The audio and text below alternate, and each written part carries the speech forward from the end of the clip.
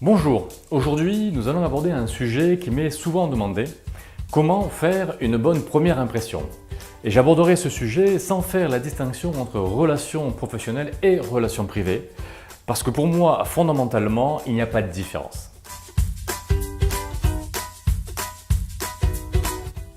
La première impression est toujours la bonne, surtout si elle est mauvaise, disait Henry Jensen.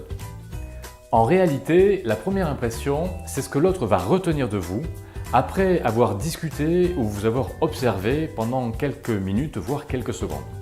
Donc, ça peut aller vraiment très vite. Et après un loupé, c'est galère pour remonter la pente et modifier chez l'autre la première impression que vous avez laissée. Puisque pour modifier une première impression qui est mauvaise, il faut derrière 8 bonnes impressions. Et le problème, c'est que souvent, on n'a pas la chance de faire une deuxième impression. Par exemple, lorsque vous passez un entretien d'embauche et que c'est raté, on ne vous rappelle pas pour faire un deuxième essai. Pareil, lorsque vous rencontrez un homme ou une femme. Si le premier rendez-vous ne se déroule pas bien, que vous faites une mauvaise impression, c'est fini, il n'y a pas de deuxième chance. Mon conseil est d'être toujours en mode première impression, où que vous soyez et avec qui que vous soyez. Je vous donne un exemple. J'avais il y a quelques années rendez-vous avec une collègue coach à Toulouse dans un café. Je ne connaissais pas cette personne, je me rends au lieu de rendez-vous et je commande une boisson. Le serveur malencontreusement verse la boisson sur ma table. Je l'aide à nettoyer, à ranger, je le rassure, je lui dis que ce n'est pas grave, qu'il n'y a pas de souci. Il me rapporte une deuxième boisson, je la bois et ensuite j'appelle ma collègue coach qui en fait se trouvait à 2 tables de moi. Et donc je ramasse toutes mes affaires, je vais avec elle et la première chose ou la deuxième chose qu'elle médite c'est « J'ai trouvé très mignon ta façon de réagir avec le garçon et de l'aider ». J'avais donc fait auprès de ma collègue coach une première impression sans le savoir, sans m'en rendre compte. C'est pour cela qu'il faut être gentil avec les garçons de café ou en réalité avec qui que ce soit et n'importe où. Le mieux c'est d'être avec les autres comme vous aimeriez qu'ils soient avec vous. C'est une règle très simple et très utile à mettre en pratique. Votre première impression conditionne ce que les gens pensent ensuite de vous. C'est ce qu'on appelle le biais cognitif en langage de coach ou autrement dit, c'est l'étiquette qu'on vous colle dessus après avoir laissé une première impression.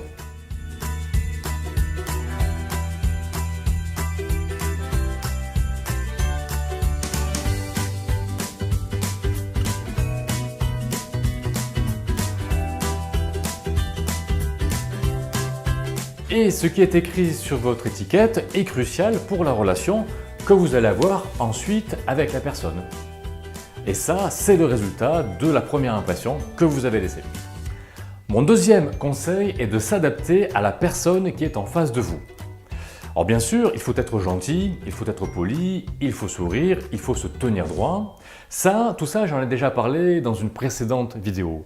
Ce que j'ai envie de vous dire là, c'est qu'il faut s'adapter au niveau d'énergie de la personne qui est en face de vous. Par exemple, si la personne vient de casser son téléphone, ce n'est pas le moment de jouer avec le vôtre devant elle pour lui montrer à quel point vous êtes chanceux d'avoir le dernier iPhone. Et inversement, si elle est contente de son dernier achat, partagez sa joie. Plutôt que de lui dire qu'elle s'est fait avoir, qu'elle a fait un mauvais choix et de tirer son énergie vers le bas. Choisissez également la bonne distance physique. Ne rentrez pas dans sa bulle et n'en soyez pas non plus trop éloigné. En fait, soyez observateur et synchronisez-vous sur sa façon de parler et d'agir. Au final, votre interlocuteur doit se sentir à l'aise en votre présence.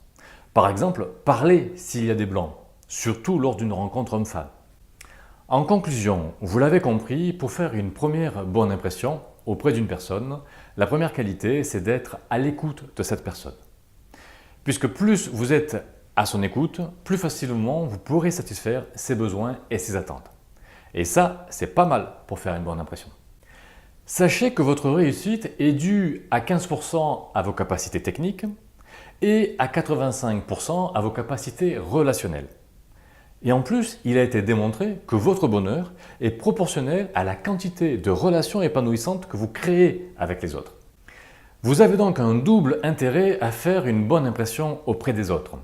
Et pour cela, il y a 3 qualités essentielles à développer: de l'écoute, de l'empathie et de la synchronisation sur l'attitude et le langage de la personne qui est en face de vous.